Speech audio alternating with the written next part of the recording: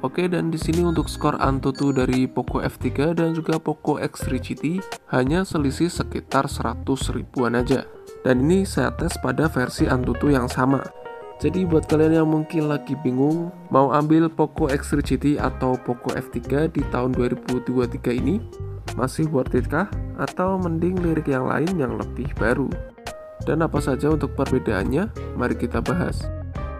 Oke, dan di sini kita pantau untuk harga bekasnya terlebih dahulu. Harga bekas dari Poco F3 dan juga Poco X3 GT ini nggak terlalu jauh. Untuk harga bekas yang saya tampilkan ini bukan jadi patokan, tapi hanya sebagai acuan aja, karena tiap kota pasti akan berbeda-beda untuk harga bekasnya. Berarti kita ambil dari range 3 juta sampai 4 juta. Di range harga tersebut, sebenarnya kedua HP ini sudah sama-sama worth it ya secara spesifikasi.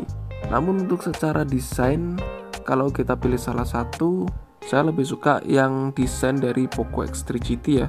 Entah kenapa kalau dilihat seperti ini tampak lebih premium dibanding Poco F3, tapi ini sesuai selera ya. Sesuai pendapat pribadi saya aja. Dan ketika digenggam juga menurut saya lebih nyaman di Poco X3 GT.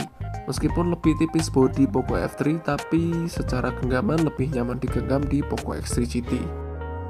Dan kalau secara versi MIUI, kedua HP ini memang seperti anak kembar ya teman-teman. Sama-sama ada di versi MIUI 13, yang dimana ini saya rekam per tanggal 10 Januari 2023. Dan untuk versi Androidnya juga sama pada versi Android 12. Dan apakah akan kebagian MIUI 14? Semoga aja bisa dapat ya. Tapi kayaknya yang bakal dapat kelas flagship duluan dah. Oke, untuk selanjutnya yang paling terlihat untuk perbedaannya yaitu ada di bagian layar, yang dimana untuk Poco X3 GT masih menggunakan layar IPS dan untuk Poco F3 menggunakan layar Dynamic AMOLED, yang sebenarnya kedua layar ini mempunyai kelebihan masing-masing ya. Yang di Poco F3 terlihat tajam, terlihat lebih cerah, terlihat lebih saturasi, tapi yang di Poco X3 GT ini menurut saya lebih adem di mata. Untuk tipe warnanya bagus juga, namun tentunya kalau layar IPS tidak bisa seterang layar AMOLED ya. Namun buat kalian yang mungkin mencari HP untuk nonton film, atau buat kalian yang mungkin suka nonton film seperti Netflix, tentunya untuk Poco F3 lebih memanjakan mata. Tapi kalau kalian tidak terlalu suka nonton film atau cenderung lebih suka ngegame, untuk Poco X3 GT ini menurut saya sudah cukup sih teman-teman. Dan ini saya tes pada kecerahan yang penuh ya, terlihat sangat berbeda sekali untuk perbedaannya antara layar IPS dan juga AMOLED. Lalu kita bahas perang kamera. Apakah yang lebih mahal pasti lebih baik? Jadi kita tes saja di sini. Oke, dan di sini saya tes pada perekaman resolusi 1080 pixel di 60 fps, dan menurut saya di sini untuk HDR-nya lebih terlihat di Poco X3 GT. Secara warna juga menurut saya lebih oke. Jadi kalau pada sektor video saya lebih pilih Poco X3 GT ya. Apakah yang lebih mahal tentu lebih bagus? Ternyata tidak teman-teman. Di sini Poco X3 GT lebih unggul menurut saya. Oke, lalu untuk hasil foto kalau kita lihat di sini sebenarnya sudah sama-sama bagus dan detail. Namun untuk shadow-nya lebih terangkat di Poco X3 GT. Nah, kalau seperti ini baru kelihatan nih. Poco X3 GT kameranya menurut saya memang gokil. Kalau kalian nyari kameranya, tentu saja aku lebih rekomendasikan kalian ambil Poco X3 GT. Sama-sama settingan HDR auto, tapi hasilnya beda banget. Tentunya tanpa edit sama sekali, dan ini langsung jepret ya teman-teman. Ya, dan ini hasilnya beda banget. Jadi bagaimana menurut kalian? Oke, dan selanjutnya kita bahas tentang multi touch-nya, yang di sini sama-sama bisa support sampai 10 multi touch ya teman-teman.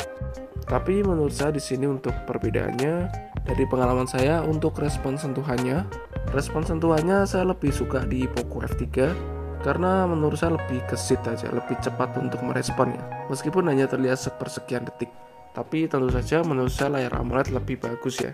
Dan Poco F3 lebih cocok buat kalian yang suka main game dengan tipe fast hand, seperti contohnya di Mobile Legends kalau kalian pakai Hero Fanny atau Hero Link. Pokoknya yang pergerakannya cepat-cepat gitu guys. Lalu untuk masalah performa sih, kedua HP ini nggak ada kendala. Banyak video yang sudah kita tes juga. Dan untuk game dengan settingan tinggi, kedua HP ini juga sanggup melibas teman-teman. Kalian bisa cek video saya yang sebelum-sebelumnya tentang tes gaming. Tapi tentunya lebih ngebut di Poco F3 ya, karena secara prosesor juga lebih tinggi. Tapi kalau kalian lebih tanya mending mana, ini sama-sama mending sih teman-teman. Pokoknya kedua HP ini secara performa menurut saya sudah oke lah. Lalu untuk suhu pada saat gaming, saya lebih suka di Poco X3 GT. Menurut saya di Poco F3 ini karena lebih kencang, HP-nya jadi lebih mudah panas ya. Dan panasnya itu kalau buat gaming dengan settingan tinggi itu kadang sampai ke layar. Jadi jari agak kurang nyaman guys. Namun untuk Poco X3 GT, saya geber sambil live game, untuk suhunya masih bisa terjaga. Tidak sepanas Poco F3. Dan ini sepengalaman aja guys ya. Dan kalau yang lain secara fitur, HP ini juga mirip ya, sama-sama mempunyai refresh rate 120Hz, yang tentunya kalau dibuat sosial media ini sudah oke, tentunya mulus, dan sama-sama nggak ada opsi 90Hz. Jadi cuma ada opsi 60 sama 120 aja.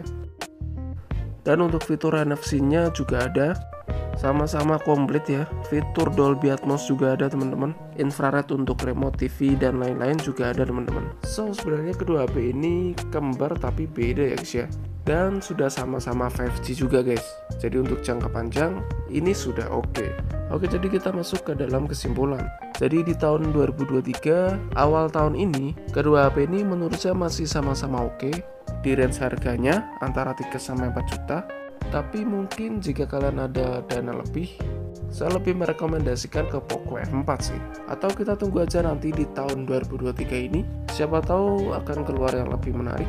Jadi semoga video ini dapat bermanfaat buat kalian, dan ketemu lagi di video berikutnya.